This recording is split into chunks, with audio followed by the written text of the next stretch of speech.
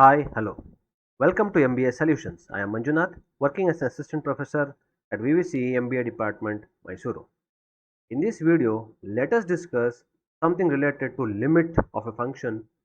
It's just an introduction about limit in calculus. Before going into the video, if you have not subscribed to our channel, please subscribe and press the bell icon to receive more notifications based on these videos. Now let us understand what is limit of a function. So limits allow us to determine what value a function is approaching for a particular input.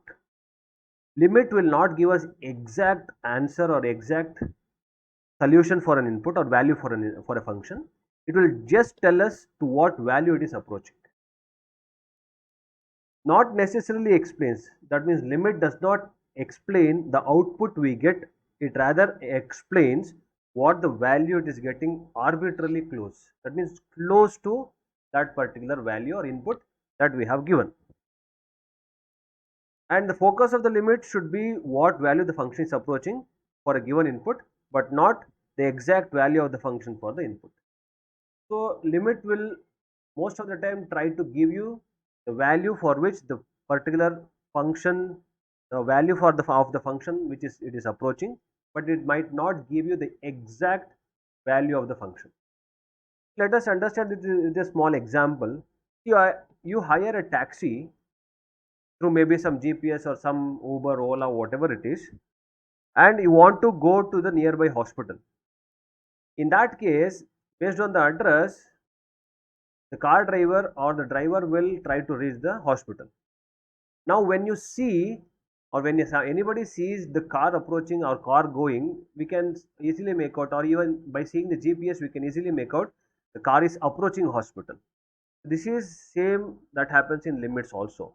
So it gives for a small input or for some input, the function will also approach some value. What value does it approach? That will be explained by limits. Let us understand this with some examples. See, in limits, we always try to mention, like for example, if there is a function f of x, and this function, let us say 3x square minus 5, this is a quadratic function, we usually write limits in this form: limit 3x square minus 5 and x approaching 2. That means x is not exactly 2, but it is approaching 2. Let us try to solve this. For example, let us first take the numbers which is approaching 2. For example, let us try x equals 1.99, which is almost equal to 2, and we'll substitute this in the equation. So now it is 3 into 1.99 square minus 5. So that is 3 into 3.9601 minus 5. That is 11.8803 minus 5. So that will come to around 6.880. Now in the other side, let us, so 1.99 which is approaching 2. Now let us change the value of x. Let us consider x equals 1.98, which is also approaching 2. So now let us put that in the equation, that is 3x square minus 5. That is 3 into 1.98 minus 5. Now it is 11.7612 minus 5, and that is 6.7612. So if you see these values, that is 6.7612 and 6.8803, almost approaching 7. So we say that the function, the limit of the function is approaching, or the value of the function is approaching 7. And let us try this by putting exact 2 into the function. So let us see what happens if I directly put 2 into the function. For example, 3 into 2 square minus 5. 3 into 4 minus 5. That is 12 minus 5. That is equal to 7. You might say, when you get the answer directly, why you want to insist on putting the other values like 1.99, 1.98. So some functions you can directly substitute or directly plug in. This is called plug-in method. You can directly plug in and get the answer. But there are some equations which might not help if you directly plug in the exact value of the input. Let us try this equation.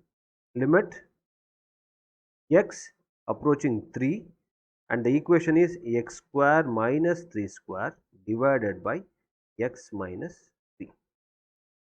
Now if you directly plug in, if you put or substitute x equals 3, the equation becomes 3 square minus 3 square divided by 3 minus 3. It becomes 0 by 0. 3 square is 9 minus 9 divided by 3 minus 3, and this 0 by 0 is undefined because there is no exact value. Nobody knows what is 0 by 0. Now let us try this. When x is approaching 3, let us consider x equals 2.99 because 2.99 is approaching 3.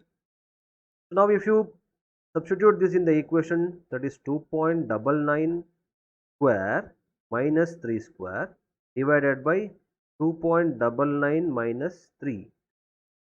This will give you 8.9401 minus 9 divided by 2.99 minus 3. Now it will be minus 0.0599 divided by minus 0.01, and that is 5.99.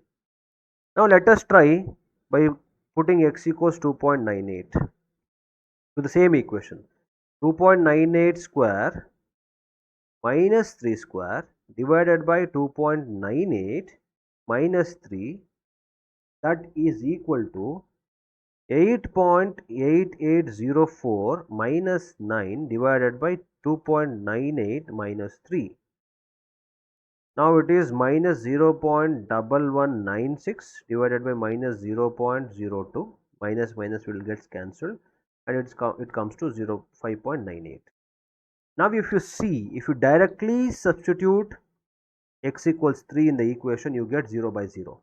But if you put some number which is approaching 3, you get 5.99, 5.98. By seeing these two numbers, we can say this equation is approaching 6. So x is approaching, or the equation f of x is approaching 6. But if you directly plug in, you will not get the exact answer.